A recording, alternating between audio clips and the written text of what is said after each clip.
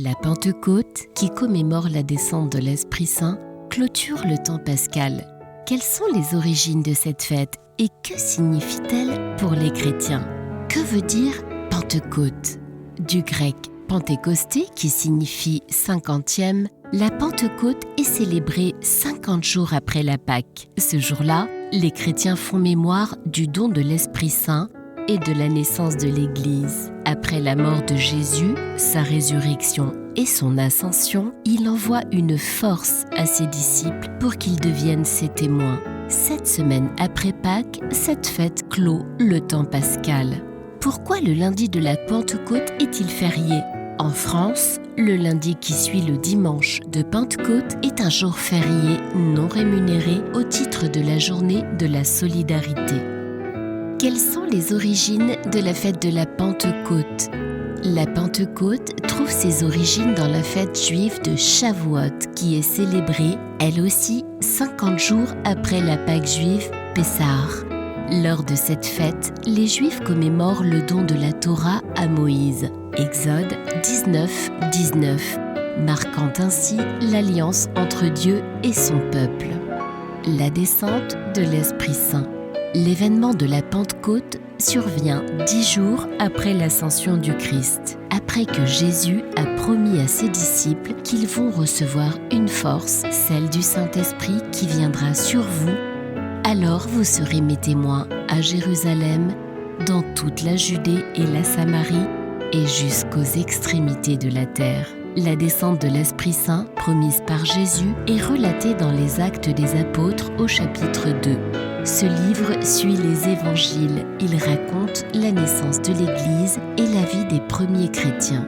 Ce jour-là, soit 50 jours après Pâques, les apôtres et Marie sont réunis dans le Cénacle pour célébrer la fête de Shavuot. Soudain, un bruit survient du ciel comme un violent coup de vent. La maison où ils étaient assis en fut remplie tout entière.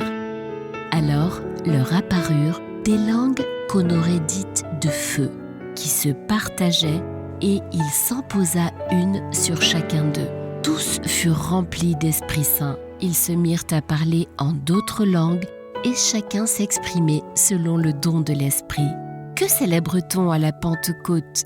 La promesse du salut universel. Recevant l'Esprit Saint, les apôtres sont investis d'une nouvelle mission, celle de témoigner de la vie et de l'enseignement de Jésus. Les langues de feu qui leur apparaissent signifient qu'il leur est désormais possible de s'exprimer dans d'autres langues que l'araméen. Ils peuvent donc diffuser la bonne nouvelle à Jérusalem, dans toute la Judée et la Samarie, et jusqu'aux extrémités de la terre. Acte 1, verset 8. C'est donc l'accomplissement non seulement de la promesse qu'a faite Jésus à ses disciples lors de son ascension, mais c'est aussi celui de la promesse du salut universel.